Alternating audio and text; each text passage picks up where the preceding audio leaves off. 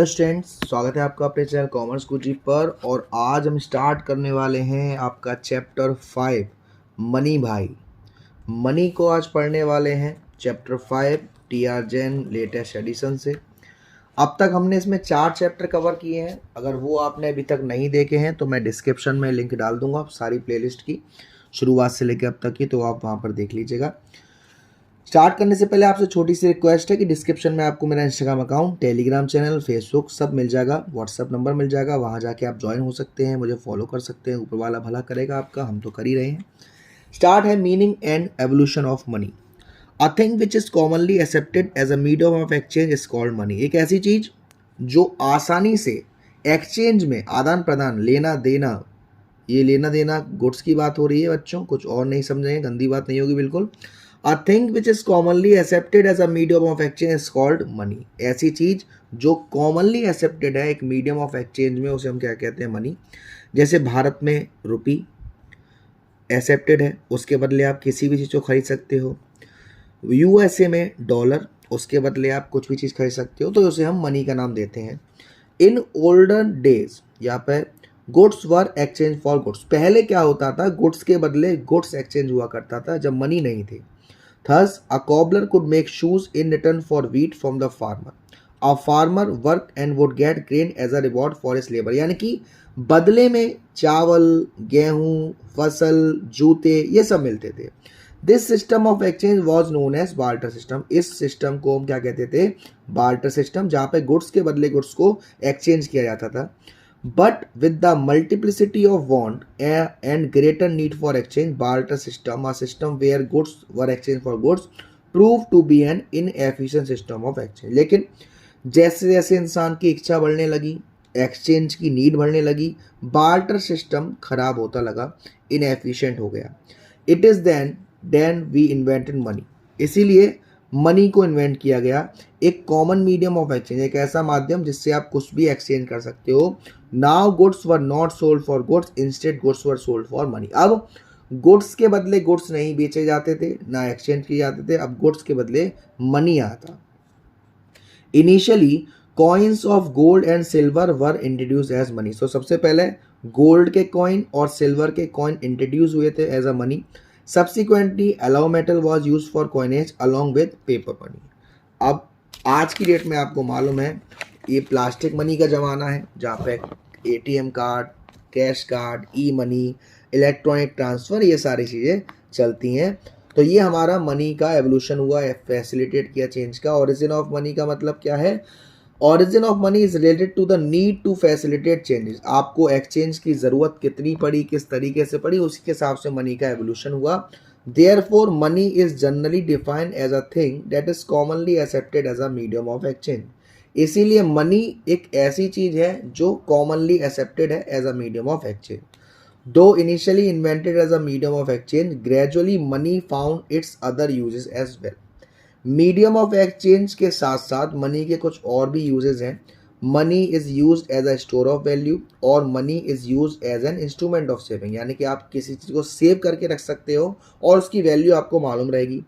Money is use as a measure of value, value of goods and service is expert in terms of money. आपने किसी goods को खरीदा है, बेचा है, उसकी कीमत क्या है वो मेज़र कर सकते हो। Money is use as a standard for deferred payment. Deferred payment वो पेमेंट होता है जो फ्यूचर में आप किसी को करोगे। Owing to its multiple function, money has acquired a wider definition than merely a medium of exchange. Time to time इसके काफ़ी सारे फंक्शंस बढ़ते चले गए, तो मनी सिर्फ एक मीडियम ऑफ एक्सचेंज नहीं रहा, इसके बहुत सारे अलग अलग फंक्शंस हो गए। It is defined as a instrument, जो कि मीडियम ऑफ एक्सचेंज में सर्व करता है, स्टोर ऑफ वैल्यू करता है, मेजर ऑफ वैल्यू करता है और स्टैंडर्ड फॉर डेफर्ड पेमेंट। तो it is said that money is what money does. जो मनी कर सकती है वो मनी है। तो money is what money does, it is defined, instrument है, मीडियम ऑफ एक्सचेंज है, स्टोर ऑफ वैल्यू है, स्टैंडर्ड ऑफ डेफर्ड पेमेंट है। तो ये हमारा मनी काम करता है। बार्टर सिस्टम क्या था? Barter system of exchange is a system in which goods are exchange for goods, जहाँ पे गुड्स के बदले गुड्स चेंज किए जाते थे। If you have surplus production of rice, you are to look for a person who needs rice. अगर आपके पास ज़्यादा चावल है तो आप उस इंसान को ढूंढोगे जिसे चावल की ज़रूरत है। And at the same time cloth which you need for your self, और आपको उसके बदले क्या चाहिए, कपड़े चाहिए। फॉर एग्जाम्पल जैसे मेरे को टी शर्ट चाहिए किसी पर्सन से और किसी को पैंट चाहिए। अब मेरे को टी शर्ट चाहिए इसका मतलब ये नहीं कि मैं नंगा घूम रहा हूँ, और दूसरे पर्सन को पैंट चाहिए इसका मतलब ये भी नहीं वो नंगा घूम रहा है। दोनों पे इस चीज़ का सरप्लस है, मेरे पे पैंट ज़्यादा है बट मेरे को टी शर्ट की ज़रूरत है, किसी पर टी शर्ट ज़्यादा है लेकिन उसको पैंट की ज़रूरत है, तो आपस में हम लोग गुड्स को एक्सचेंज कर लेंगे जिसको बार्टर सिस्टम कहते हैं। लेकिन मेरे को उस पर्सन को ढूंढना पड़ेगा कि वो पर्सन कहाँ है, उसको हम कहते हैं double coincidence of want. Your want for cloth must coincide with somebody wants for right. आपकी जो वांट है किसी दूसरे की वांट से मैच होनी चाहिए, तब आप आपस में एक्सचेंज कर सकते हो, जो कि एक ड्रॉबैक्स की तरह यहाँ पर देखा जा रहा है। अगर आपके पास मनी है आपके पास, तो आप किसी भी चीज़ को ऑन द स्पॉट बाय कर सकते हो। Thus rice is exchange for money, cloth is exchange for money, money act as a common medium of exchange. Rice के बदले पैसे ले सकते हो, कपड़े के बदले पैसे ले सकते हो, तो ये कॉमन मीडियम ऑफ एक्सचेंज हो गया। No such common medium of exchange exist in the C C economy, commodity for commodity exchange economy, जिसे हम बार्टर सिस्टम कहते हैं। C stands for commodity, C C economy is the one in which commodities are exchange for commodity और in which goods are exchange for goods. C C exchange refer to barter system of exchange, को हम barter system of exchange भी कहते हैं। Hence C C economy is an economy dominated by barter system of exchange. तो अब यहाँ पर कुछ ड्रॉबैक्स आ रहे थे बार्टर सिस्टम के, उसकी कुछ लिमिटेशंस थी, इनको हटाने के। सबसे पहला था double coincidence of want. Double coincidence of want is a core characteristic of the barter system of exchange. एक इंपॉर्टेंट कैरेक्टरिस्टिक इसे कह सकते हो बार्टर सिस्टम ऑफ एक्सचेंज की। डबल कोइंसिडेंस ऑफ वांट्स बताता है the two individual are in a possession of such goods which they are willing to exchange for the satisfaction of their want. पोजेशन का मतलब होता है कि वो उस चीज को भी इस्तेमाल कर रहे हैं, वो उनके पास है।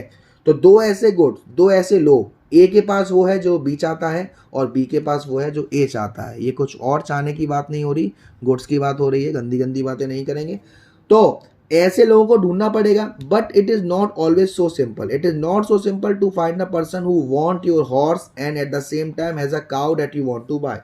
ऐसा आसानी से नहीं होगा कि ऐसा पर्सन आपको मिल जाए जो आपका घोड़ा चाहता हो और आप उसका काउ चाहते हो।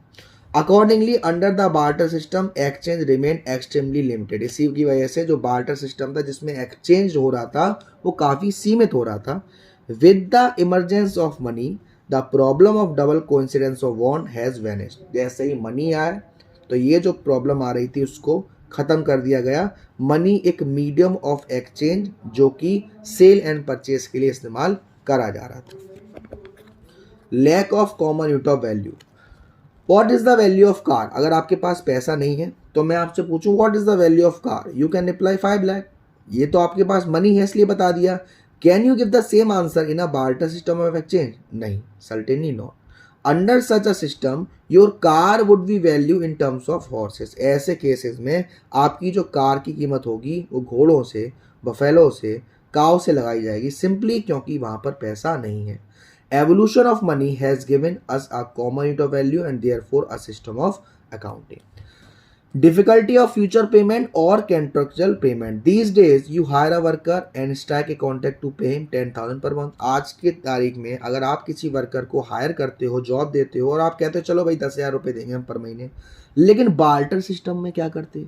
Would you decide to pay him in terms of table or chairs, in terms of rice or wheat? आप उन्हें क्या देते बदले में? यहाँ पे बदले में देने की बात हो रही है टेबल्स की, चेयर्स की, राइस की, वीट की। कॉन्ट्रेक्चुअल पेमेंट और future payment would certainly be very difficult under barter system. तो जो कॉन्ट्रेक्चुअल पेमेंट होते थे कि आप उन्हें बदले में क्या देंगे, वो काफ़ी ज़्यादा दिक्कत था। मनी भाई के आने से ये दिक्कत एकदम खत्म हो गई। और लास्ट था difficulty of storage of value, saving and transfer of value. In the C C economy saving is possible only by way of storage of goods.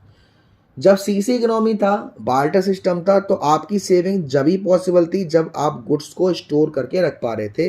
It involve substantial storage cost as well as the fear of capital loss. इसकी वजह से आपके पास जो दिक्कत रहती थी capital loss की, यानी कि नेचुरल डिजास्टर आ जाएगा, भूकंप आ जाएगा उससे। तो further what happen if you are to transfer your saving from one place to the other.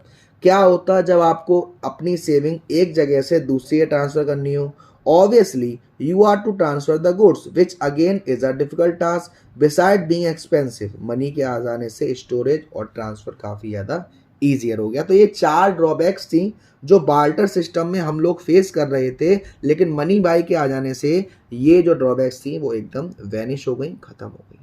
तो आज के लिए इतना ही, ये पहला पार्ट था। अगले पार्ट मैं जल्द डालूंगा, कोशिश करूंगा आज इवनिंग तक ही डाल दूं।